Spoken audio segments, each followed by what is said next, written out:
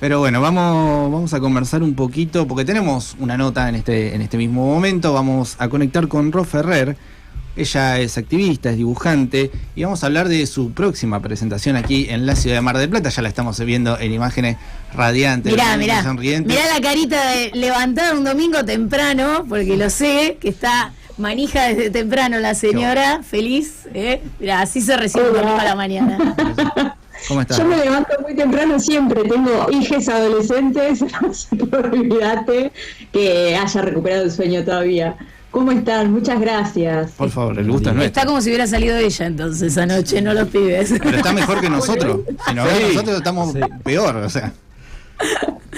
Y bueno, se hace lo que se puede, un poco se miente también.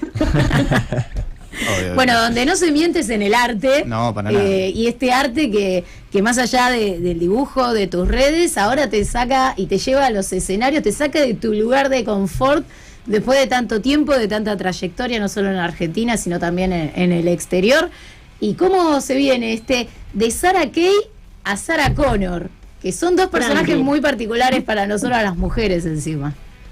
Sí, totalmente. Bueno, es que un poco tiene que ver con lo autorreferencial, es ese proceso que fui haciendo a lo largo de la vida, y transformarse en Sarah Connor lleva mucho laburo, pero sobre todo acompañamiento de una red hermosa, porque en soledad es bastante difícil lograrlo, y es básicamente empezar a reconocerte a vos, a lo que querés, lo que no querés, lo que ya no tenés ganas de aguantarte, va más por ese lado, ¿no? El dejar de cumplir los roles de lo esperado, de hacer cosas que por ahí a vos no te hacen bien o no tenés ganas de hacer, porque son en algún punto una imposición o tenés miedo de quedar mal. Bueno, todas esas cuestiones que vamos aprendiendo desde la niñez. Pero si bien se llama de Sarah Kay a Sarah Connor, hablo en general de todo, no solamente de lo que nos pasa a las mujeres, a las niñas, le hablo también a los varones, a las niñeces en general. Y me río mucho de mí, porque creo que parte un poco todo desde ese lugar, ¿no? En el momento en el que podés reírte de las mochilas, de todo eso que en algún punto fue una herida o algo que dolió, transformarlo en humor y en que quizás para otras personas sea la posibilidad de ver desde otro lugar, eso para mí es todo, ¿no? Lograr sacar una sonrisa y que además se queden pensando en, uy, pucha, pero yo de todo esto no me había dado cuenta, que no tiene nada que ver conmigo, que son todas cosas que fueron creando culturalmente de manera histórica y caí ahí, es lo que hay, pero lo puedo desarmar. Quiero preguntarte, Ro, ¿cómo es esta transición desde la ilustración, ¿no? Llevarlo arriba del escenario, ¿no? Llevarlo al stand-up. ¿Cómo es tu primer acercamiento también con el stand-up? Me gustaría saber. Bueno, yo vengo dando charlas desde hace más de 10 años sobre violencia de género, ESI, derechos humanos. Y en general suelo usar mucho el humor. Me río, soy muy pava, muy básica con el tipo de humor que me gusta. Le veo caritas a los autos, o sea, para que se den una idea de lo que es estar acá dentro de esa cabeza. Es bueno hacerlo cuando es un viaje largo, tenés que aprovechar, ¿viste? Hay un auto que usa pestañas, gente, ¿eh? Sí. No nos olvidemos que hay una línea de auto que le clavaron pestañas. Y un colectivo que le agregaron una pantalla con ojos, así que no estás lejos, no estás lejos. No estás tan lejos. Nada, yo encuentro como el humor, o trato de encontrarle el humor a todo, y en esas charlas siempre me decían, tenés que hacer stand-up, y bueno, la verdad es que me terminé animando, un poco porque me gusta probar cosas nuevas. Soy medio kamikaze en ese sentido, como que no, soy un poco inconsciente, no sé cómo va a salir, ni a dónde va a llegar, ni nada, pero también me doy cuenta que cuando todas las personas que tenemos algún posicionamiento político muy específico que no tiene que ver con lo hegemónico, lo del momento, estamos bastante silenciadas en general, todas las feministas, y sentía como que me quedaba corta, que yo me daba cuenta que había un montón de ilustraciones que no tenían el mismo recorrido que tenían antes. Bueno, estamos inmersas en redes que están manejadas por las personas que tienen el control político y económico del mundo, básicamente, y deciden qué se muestra y qué no se muestra. Y creo que necesitamos también romper como ciertas barreras con personas que jamás tuvieron educación sexual integral en las escuelas, que tampoco ven con buena cara lo que es ser feminista y pelear por derechos humanos, o sea, que te siguen hablando de adoctrinamiento. Y romper esa barrera, llegar a gente que por ahí ni siquiera usa redes, tratar de mostrar que lo que estamos intentando es desarmar todas las formas de violencia, no solamente las que me afectan a mí, y desde el humor, eso fue lo que me hizo animar, decir, ¿qué puede ser lo peor que puede pasar? Que se rían de mí, bienvenido sea, es un stand-up, también es válido, y sí tenía miedo de no acordarme de la letra, tenía terror de que no se rieran, y la verdad es que el estreno fue buenísimo, yo lo disfruté un montón. ¿Los viste a todos desnudos, como dicen en Los Simpsons y en algunas tácticas? Ay, no, por Dios, no. Porque dicen que tenés que aplicar, si estás muy nervioso es como una táctica de ver más ridículo al otro, de que sentirte vos ridículo.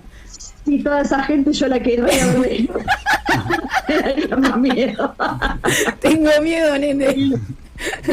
No, mucha familia, ¿viste? No, mejor no. Ro, tuviste esta experiencia en Buenos Aires, de como sabemos fue como un preestreno, pero en realidad tu estreno va a ser acá, en Mar del Plata, el 14 a las 21, en la Melanie. ¿Por qué Mar del Plata? ¿Por qué esta ciudad? Yo amo Mar del Plata, en algún momento me voy a ir a vivir allá, la verdad es que desde muy chiquitita, mi familia, siempre estamos yendo y viniendo, ¿no? Yo en una de las notas que me hicieron en el diario Capital dije si Mar del Plata hablara, porque básicamente todos mis veranos, parte de los inviernos, solían pasar allá, y la hay mucha historia escrita ahí. ¿Cómo es Mar del Plata? Y me encanta, es una ciudad que yo amo y como dije, qué mejor lugar para estrenar un stand-up que La Feliz, ¿no? O sea, más significativo que eso no hay. Sin lugar a dudas. Y yo quería preguntarte, Rod, respecto al tema de redes sociales, porque sé que sos muy activa en redes sociales, con mucho seguimiento. Y hoy, hace unos minutos nada más, además de hablar un poco de lo que se viene para la temporada de verano, hablamos también de la conexión con las redes y lo que representa la conexión con la comunidad, ¿no? Yo quiero saber también, al llevar adelante este espectáculo, ¿qué te genera a vos, ¿no? ¿Cómo esa conexión con el público? ¿Qué recepción tuvo? Y ¿cuál es ese feedback que se da, ¿no? También teniendo en cuenta de que hay bastante público femenino que se siente, digamos, en conexión con lo que vos llevas adelante y que, tiene la oportunidad también de presenciarlo en vivo y en directo. De acercarse. Sí. Justamente creo que el verse cara a cara, poder mirar a los ojos a la gente, para mí es algo totalmente distinto. Piensen que cuando yo dibujo, estoy sola en mi casa. Entonces no tengo conciencia de quién recibe lo que estoy generando o hasta dónde llega. La posibilidad de hablar, de exponerme, tiene un costo, ¿no? Que es esto de, voy a hacer el ridículo, ¿qué onda? ¿Les va a gustar? ¿No les va a gustar? Pero al mismo tiempo fue un espectáculo que escribí como a conciencia y sabiendo que tenía que pinchar en ciertos lugares de comodidad para generar algo, ¿no? Y yo, estoy muy expectante de ver qué sucede ahí en Marvel. De hecho, el otro día, les contaba a las chicas ahí que me siguen en las redes, que a mí me encantaría que las personas que tienen algún emprendimiento y que quieran venir a ver la obra, después al final juntarnos y poder promocionarles, ¿no? Lo que están haciendo, porque pienso que todo esto es parte de la construcción colectiva. O sea, yo simplemente lo que hago es, desde otro modo de decir, poder largar herramientas o ciertas pautas como para cuestionar todo lo que vivimos, del modo en el que lo vivimos. Y la verdad es que la respuesta que tuve hasta ahora es muy linda. Yo no suelo recibir mucha violencia en redes. No sé si es porque no entré en ciertos espacios todavía que no me registran, pero suele ser mucho más positivo todo lo que me dicen que al revés, ¿no? Que quizás con alguna ilustración o algo que haya explicado les hice notar que estaban en una relación en la que había violencia o que no habían detectado ciertas formas de violencia, no les habían podido poner nombre, por más que las percibieran. Y esto es como que aumenta todo eso mucho más, porque en definitiva va a ser viendo a la gente que está ahí, teniendo contacto directo. Es maravilloso, la verdad. yo estoy feliz. Ro, y en este camino, hablemos un poco de la ilustración. ¿Cómo entra el dibujo a vos? ¿Cómo llega? ¿Cuándo empiezan los primeros trazos y por qué? No te podría decir, porque tengo un recuerdo desde muy chiquitita de dibujar. Tengo muchas fotos mías de 1 año, 2 años ya con un lápiz. Me acompañó toda la vida. Sí te podría decir que Kino fue quien me enseñó que se podía hablar de todo y de todo lo que a vos te pasaba. Desde muy chiquitita, bueno, siempre leí muchos cómics de distintos países, no solamente de acá, pero quien más me marcó fue él, ¿no? A mí se me escapa, aparte Kino, en el modo de dibujar y de contar por todos lados, porque lo tengo totalmente incorporado. Hubo un momento en el que sabía qué viñeta pertenecía a qué librito, o sea, el nivel de obsesión. Mafalda, número. Te juro, no, era impresionante. O sea, ya sabía dónde lo tenía que ir a buscar, ¿no? Porque me resonaba, bueno. Y bueno, y la ilustración me acompañó siempre. Yo, de hecho, no me planteé en decir, bueno, ahora voy a hacer dibujos sobre feminismo y sobre violencia. No, ahí tuvo que ver más con una reacción como de sacarme de encima y de encontrar respuestas a una situación en la que yo había estado inmersa durante 10 años y que no había percibido como violencia. Todos esos ruidos de los que hablaba antes yo no los veía como violencia, y cuando empecé a investigar, empecé a dibujar más para hacer catarsis, como para sublimar todo eso. Y eso se empezó a compartir. Te estoy hablando año 2015, o sea, antes de Ni Una Menos fue. Se empezó a compartir y yo la verdad es que ahí entendí que tenía una responsabilidad, y era ponerme a investigar y a saber bien de qué era sobre lo que estaba hablando.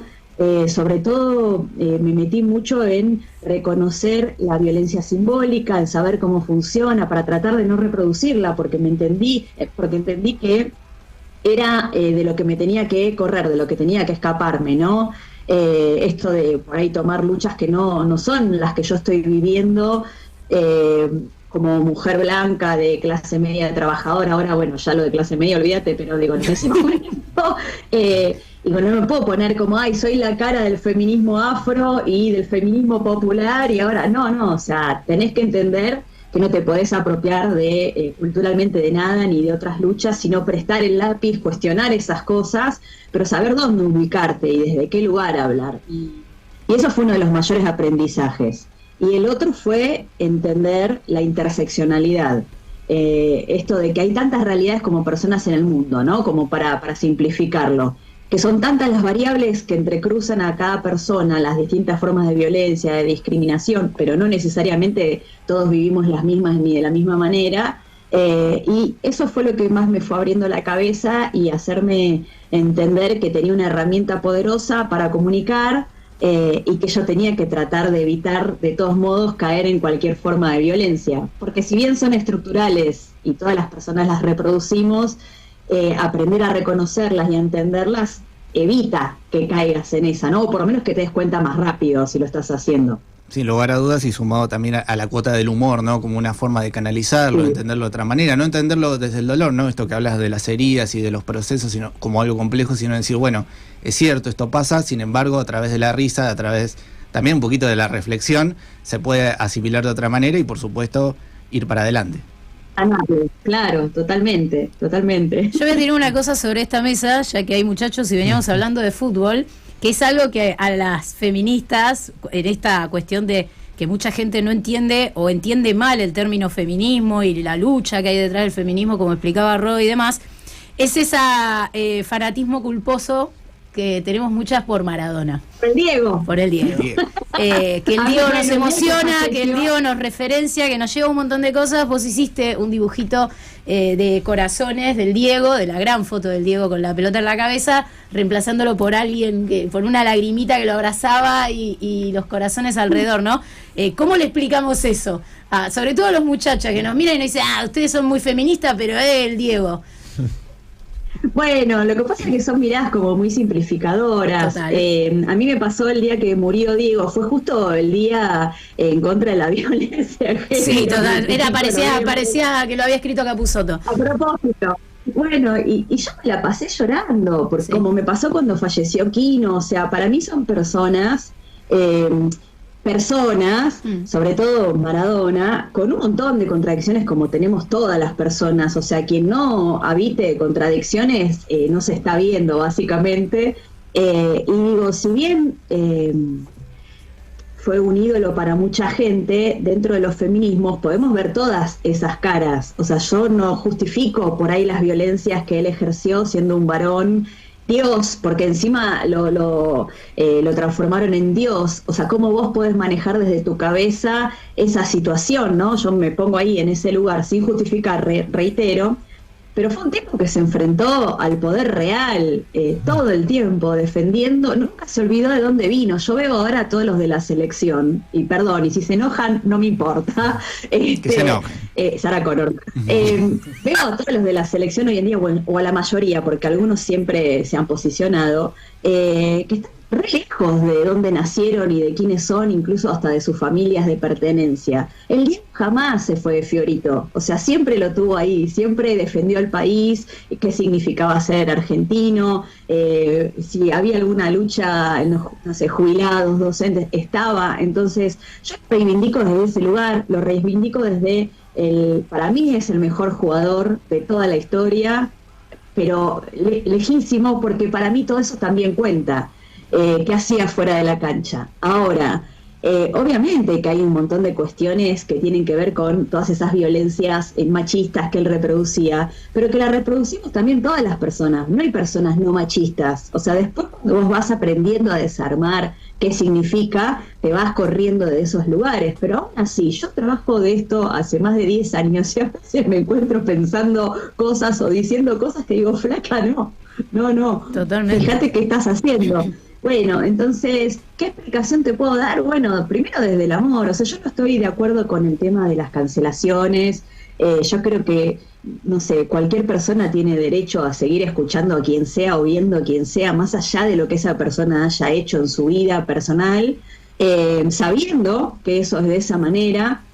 Porque, en definitiva, ¿quién soy yo para decirle a los demás lo que tienen que hacer o dejar de hacer, ¿no? Me parece que esto de caer en te doy el carnet de feminista o no feminista, como de policía de la moral, no me va mucho. Sí reniego, obviamente, y protesto cuando veo alguna forma de violencia, salto a la yugular sin ningún miramiento, pero sí teniendo en cuenta que todas las personas reproducimos violencia, no hay nadie que quede por afuera de eso.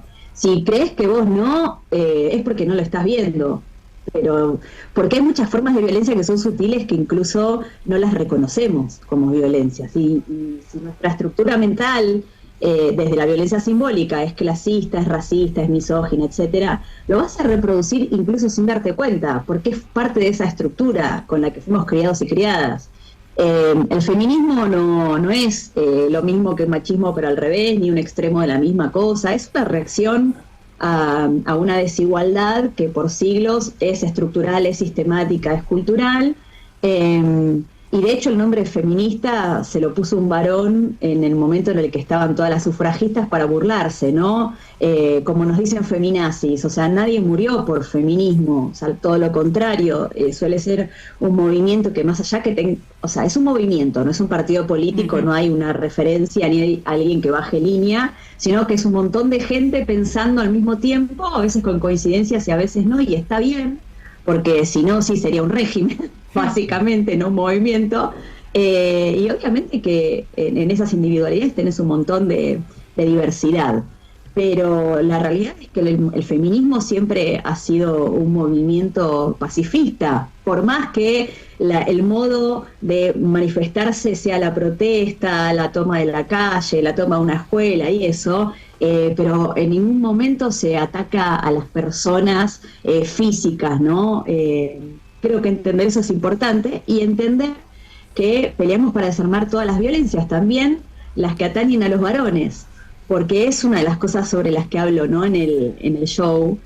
Para mí una de las formas machistas, de violencia machista más fuerte sobre los varones es cuando les dicen no llores, pareces una nena, maricón. es tremendo porque en ese momento les recortan una parte re importante de su persona, que es la vulnerabilidad, del hecho de poder expresarse, de sentir, de emocionarse. En la cancha sí lo pueden hacer porque es un espacio masculinizado, es como la exacerbación de todo, ¿no? Y está todo permitido, incluso el emocionarse.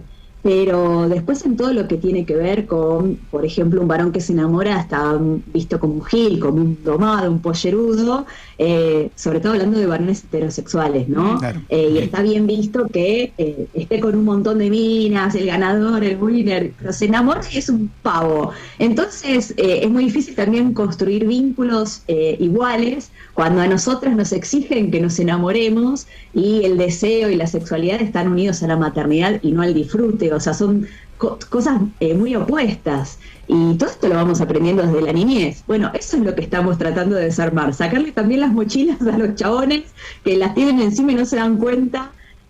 Porque, bueno, también con todas estas cuestiones hay privilegios que se sostienen, que son lugares de comodidad y de poder, que obviamente para que haya equidad hay que desarmarlas y no sé qué tan dispuestos están a hacerlo, pero bueno, hay que seguir intentando. Hay que seguir intentándolo, y quien lo dice es nuestra Sara Conner. Hablamos de Ro Ferrer, que recordamos, se va a estar presentando 14 de noviembre a las 21 horas en la Sala Melanie. Recordamos ahí en el Centro de Arte Radio City Roxy Melanie, San Luis 1750, las entradas a través de PlateaNet. A 15 lucas, a 15 súper accesible. No existe. Sí, la verdad que sí. Le quiero mandar un beso a Chana, que es mi directora y quien hace la música, que nos está viendo, que bueno, además lo hacemos a pulmón entre amigas, y acá Majo, gracias también. Y bueno, vengan porque nos vamos a reír un montón. La idea justamente es entender todas estas cosas que nos atraviesan, que las tenemos totalmente normalizadas, y que a veces las aceptamos sin cuestionar, porque siempre fue así, entonces ¿por qué va a cambiar? Bueno, tiene que cambiar porque nos merecemos una vida digna, feliz, con vínculos sanos, pudiendo ser quienes queremos ser, ¿no? Y que eso no implique un disciplinamiento social, así que... Sin mochilas para nadie. vengan. Sin mochilas para nadie. Para nadie, totalmente. Rota, Así que bueno, muchas sí. gracias. No, muchas gracias a vos por acompañarnos, que tengas un excelente domingo, así de luminoso como nos muestra esa cortina de atrás, que siga así y a seguir disfrutando. Y bueno, te esperamos el 14 de noviembre, recordamos, 21 horas, Sala Melanie, San Luis 1750. Se va a estar presentando ella con este show, ¿no? Que mezcla ilustración y también stand-up. Muchas gracias por tu tiempo. Hasta luego, un beso grande. Chao, Ro. Bueno, ayer teníamos esta entrevista, ¿no? Conversando un poquito de lo que se viene para el 14, y nosotros nos vamos rápidamente a la tanda, porque nos pasamos de tiempo, pero la verdad que la charla valió la pena.